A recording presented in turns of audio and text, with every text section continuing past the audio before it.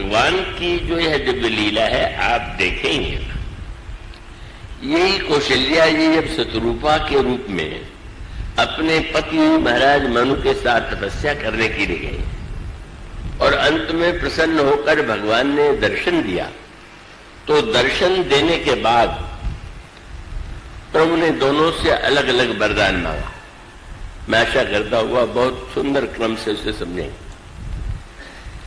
दो शब्द हैं, उनको समझ लीजिए तो बहुत कुछ अध्यात्म को समझना सरल हो जाएगा। एक शब्द है तत्व और दूसरा शब्द है रुचि। तत्व माने जो जैसा है उस रूप में उसको कहेंगे ये तत्व है, और रुचि का अर्थ है जो आपको अच्छा लगता है। तो आप ये देखते हैं कि तत्व तो बिल्कुल एक ही है, वो विज्ञान में बिल्कुल सब तत्व का जब वर्णन होगा तो प्रत्येक व्यक्ति का के वर्णन में सभी विज्ञान मगन ज्ञानी तत्व का दर्शन होगा, तत्व का साक्षात्कार होगा। पर जो रुचि होती है, अब अगर जितनी भोजन जितनी मिठाइयां बनती है, वो मूलतः तो वो मिठाई उन्हीं वस्तुओं को मिला करके उसी घी चीनी और सब वस्तुओं को मिला के बनाई जाती है। लेकिन किसी व्यक्ति को गुलाब जामुन अच्छा लगता है, किसी को इमरती अच्छी लगती है, किसी को बालूशाही अच्छा लगता है, इसको कहते हैं रुचि। ये हमारी रुचि इसमें है ऐसे। तो तत्व ज्ञान का विषय है और रुचि जो है वो भक्ति का विषय है। दोनों के जीवन में आवश्यकता है। ज्ञान के द्वारा हम ईश्वर का तत्व ज्ञान, तात्विक रूप क्या है, उसके लिए रामायण में शब्द है स्वरूप, और तत्व के बाद जो हमें अच्छा लगता है उसी का नाम रुचि है। तो जब मनु जी ने वरदान मांगा तो स्पष्ट कह दिया कि महाराज मैं आपके समान पुत्र चाहता हूं। भगवान मुस्कुराने लगे, मेरे समान अब मैं कहां ढूंढने जाऊं, मैं तुम्हारा पुत्र स्वयं बन जाऊंगा। शत्रुपा जी से पूछा, तो शब्द पकड़िए, रामायण में अर्थ का आनंद लेने के लिए आप शब्द पर अर्थ ध्यान दीजिए।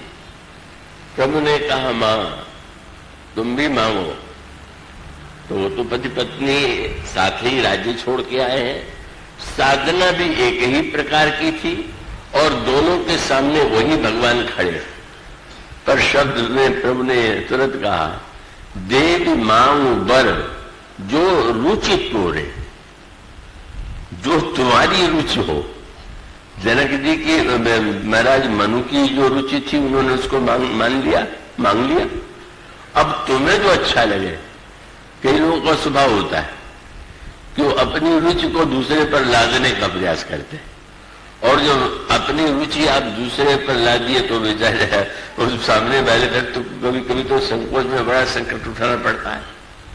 हमारे परिचित स्नेही रायपुर में है, हमारे रायपुर के दूसरे स्नेही आए हुए हैं, तो बहुत बढ़िया संस्मरण सुनाते थे। उनके एक जो अध्यापक थे वो संगीत की भी शिक्षा लेते थे, तो वो बहुत बढ़िया बड़ा प्रिय अपना शिष्य मान करके मेरे यहाँ पराठा घर में बहुत अच्छा बनता है, एक दिन तुम्हें भी इसको खिलाएंगे।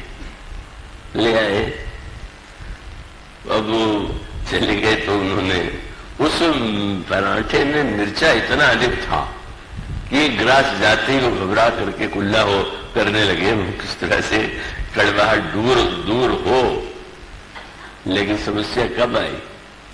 दूसरे दिन आए और उन्होंने पूछा वो पराठा तुम्हें कैसा लगा? अब वो क्या कहें कि मां बड़ी बाई था, वो तो बड़ा भयानक था। तुम्हें बहुत स्वादिष्ट था। बड़े प्रसन्न हुए और प्रसन्नता का फल हुआ कि तीसरे दिन फिर से वो बना के लाए, और लाने के बाद उन्होंने कहा कि आप रख दें। बोले नहीं मेरे सामने बैठ के खाओ। अब वो तो बड़े संकट में, अकेले में खाया था तो चाहे तुम कहे चाहे अकेले में, तब उन्होंने कहा कि अभी थोड़ा पूजा पाठ नहीं किया है, अभी स्नान भी नहीं हुआ है, इसलिए वो तो बाद में ही भोजन करेंगे। तो संस्मरण सुनाते हुए बहुत व्यंग्यात्मक ढंग से सुनाते थे। अब वो आपको पराठा रुचिकर लगे, मिर्चा अच्छा लगे तो दूसरे को लगेगा क्या? तो उसका अर्थ है आप किसी को मिठास अच्छी लगती है, किसी को नमकीन प्रिय होता है, किसी को मधुर प्रिय होता है। इसलिए भक्त का भगवान का सौंदर्य कैसा है? भक्त को मधुर भी लगता है और लावण्य युक्त भी लगता है। और इसलिए भगवान ने कहा कि भी इन्होंने तो मांग लिया, मांगा गया वो तत्व नहीं था, क्योंकि वो निर्गुण को सगुण बनाना चाहते हैं और वो निर्गुण तत्व है।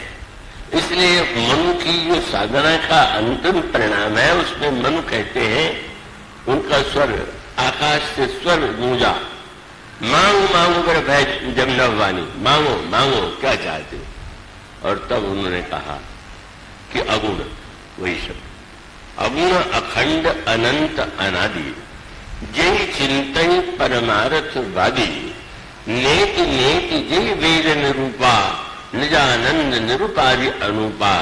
ऐसे आप हैं, ये तत्व है। पर ऐसे वो प्रभु सेवक बस अहई भगत हेतु लीला तनु गहई। ये समझने के लिए बहुत बड़े शब्द हैं। लीला तनु गहई माने आप नाटक में जो अभिनय करते हैं वो आपका लीला तनु है, वास्तविक वही स्वरूप नहीं है। नाटक में कोई अभिनेता अगर कुछ बना हुआ है तो केवल नाटक और आनंद भी आता है। इसी प्रकार से भगवान भी यथा अनेकन वेश धरि नृत्य करे नटकोय, और सोई सोई भाव। मनु जी ने कहा कि प्रभु आप हैं तो ऐसे, पर भक्त की इच्छा पूरी करने के लिए आप लीला तनु ग्रहण करते हैं। अगर ऐसा है तो देखें हम स्वरूप। अब उस अरूप को रूप देखना चाहते हैं, निर्गुण को सगुण बनाना चाहते हैं, और उसके बाद भगवान उनके सामने प्रकट हुए।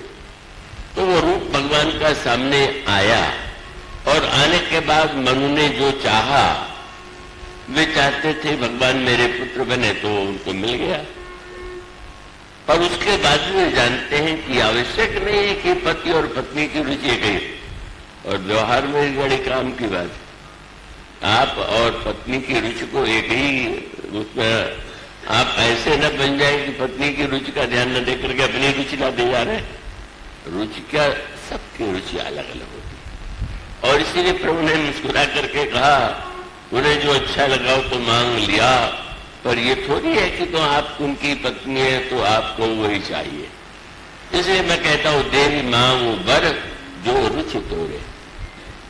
और कितना सुंदर, कितनी मधुरता, चतुराई से भरा वाक्य सुतरूपा बोली। क्या बोले? जो बरनाथ चतुर नृप मांगा,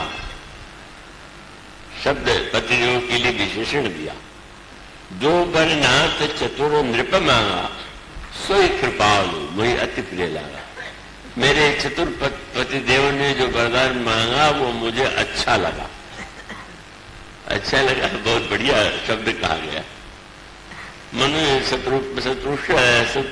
महर्षि सुतीक्ष्ण अगस्त्य के शिष्य प्रसन्न हो भगवान ने कहा, जो मांगना हो मांग लो।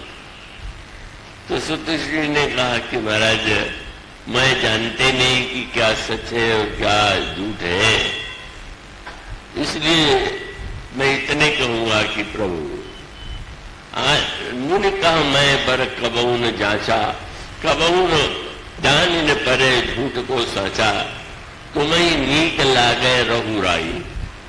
आपको अच्छा जो लगे वो दे दीजिए। तो भगवान ने इतना बढ़िया परोसा दे दिया, नाना प्रकार का दिव्य रस दे जा रहा। और मनु अब कहने लगे तीक्ष्ण जी कि अभी तक तो आपको जो अच्छा लगा वो आपने दिया, अब जो मुझे अच्छा लगता है वो दीजिए।